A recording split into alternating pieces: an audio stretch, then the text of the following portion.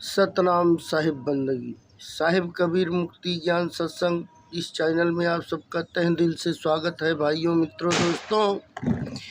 ये भाइयों, ज्ञान ये जो चल रहा है कबीर साहिब का, ये आत्मा और परमात्मा के बारे में सारी जानकारियाँ इसमें बताई जा रही हैं। जो शब्द बताए जा रहे हैं सारे कुछ हो सके तो इसे ज़्यादा से ज़्यादा लोगों तक पहुंचाने की कोशिश करो भाइयों, मित्रों, दोस्तों। जब लोग जागेंगे, आत्मा उनकी जागेगी, तभी सच पता लगेगा। बाकी तो ये संसार झूठ है। शब्द नंबर 50। गुरु से कर मेल गंवारा, का सोचत बारंबारा। गुरु से कर मेल गंवारा, का सोचत बारंबारा। जब पार उतरना चाहिए के तब केवट से मिल रही है। जब उतर जाए भव पारा, तब छूटे यहाँ संसारा। गुरु से कर मेल गंवारा, का सोचत बारंबारा। जब दर्शन देखन चाहिए, जब दर्शन देखा चाहिए, तब दर्पण मांझत रहिए।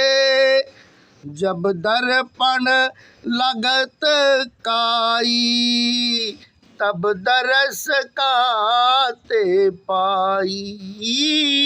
जब दर्पण लागत काई, तब दरस काते पाई। गुरु से कर मेल गंवारा, का सोचत बारंबारा। जब गढ़ पर बाजी बधाई, तब देख तमाशे जाई। जब गढ़ बिचोत सकेला, तब हंसा चलत अकेला। जब गढ़ बिचोत सकेला, तब हंसा चलत अकेला। गुरु से कर मेल गंवारा, का सोचत बारंबारा। कहे कबीर देख मन करनी, वाके अंतर बीच कतरनी।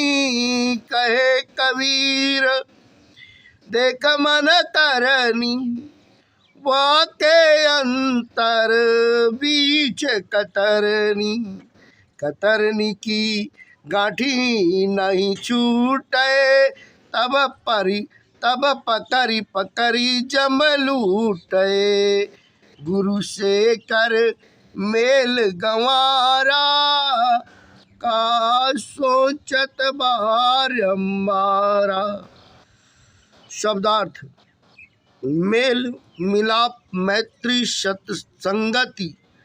गंवारा, गंवारा मूर्ख केवट नौका खेने वाला मल्लाह। भौं पार, भौं सागर से पार।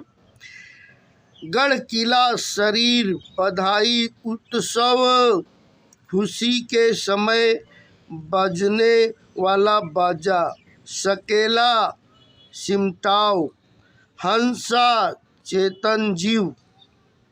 भावार्थ: हे मूर्ख मनुष्य, मिथ्याभिमान के वश होकर तू बार बार क्या सोचता है। तू समस्त अभिमान का त्याग करके सतगुरु के श्रद्धा पूर्वक मेल मिलाप कर उनकी संगति कर तथा उनके सद्विचारों को ग्रहण कर।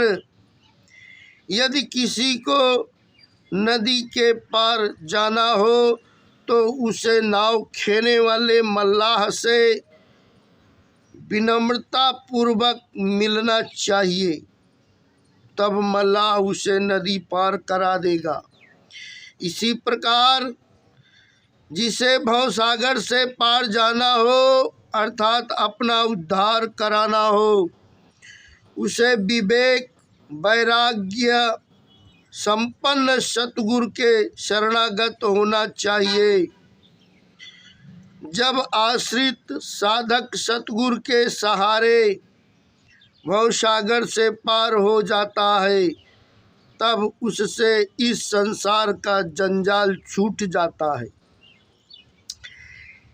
यदि किसी को अपने शरीर का आकार प्रकार अथवा मुखड़ा देखना हो तो उसे चाहिए कि वह दर्पण को अच्छी तरह रगड़कर साफ स्वच्छ कर ले, तभी दर्पण में चेहरा दिखेगा। परंतु यदि दर्पण में मैल लगा हो तो मुखड़ा कैसे दिख पाएगा। इसी प्रकार जिसे आत्मज्ञान और आत्म साक्षात्कार की सिद्धि पाना हो, उसे अपना मन दर्पण मल विलेप विक्षेप एवं आवरण दोष से पूर्णतः मुक्त करके निर्मल बनना चाहिए। निर्मल मन से ही कल्याण की स्थिति बनती है। मान लो किसी नगर में राजा के किले पर मंगल उत्सव होता है, जिसमें हंसी खुशी के बाजे के साथ खेल तमाशों की बड़ी धूमधाम होती है और बहुत से लोग उन्हें देखने के लिए एकत्रित हो जाते हैं। परंतु कुछ समय पश्चात सब खेल तमाशे समेट लिए जाते हैं और लोग अपने अपने घरों को चले जाते हैं। कुछ ऐसी ही स्थिति मनुष्य की भी होती है। मनुष्य की अवस्था दशा में एवं अवस्था के ढलने तक उसके शरीर रूपी किले पर अनेक हंसी खुशी के उत्सव होते हैं तथा बहुत से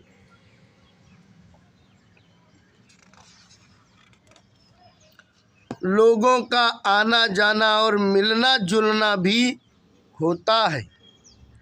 परंतु जब मनुष्य का शरीर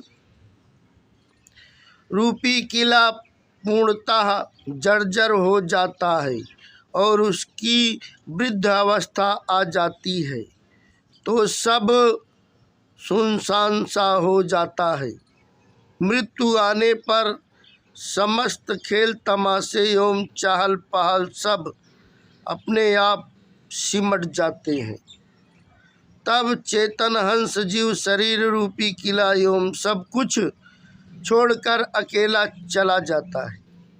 सतगुरु कबीर साहेब कहते हैं कि हे मनुष्य, तू अपने मन की करनी देख, उसके बीच में कपट कतरनी है उस तथा उसमें न जाने क्या क्या मल विकार भरा है। जब तेरी काट छाट करने वाली राग देश रूपी कपट कतरनी की गांठ नहीं छूटती, तभी मृत्यु रूपी वासनाएं तुझे पकड़ पकड़ कर लूटती एवं मारती रहती हैं। सतनाम साहिब बंदगी बंदी छोड़ कबीर साहिब महाराज की जय हो।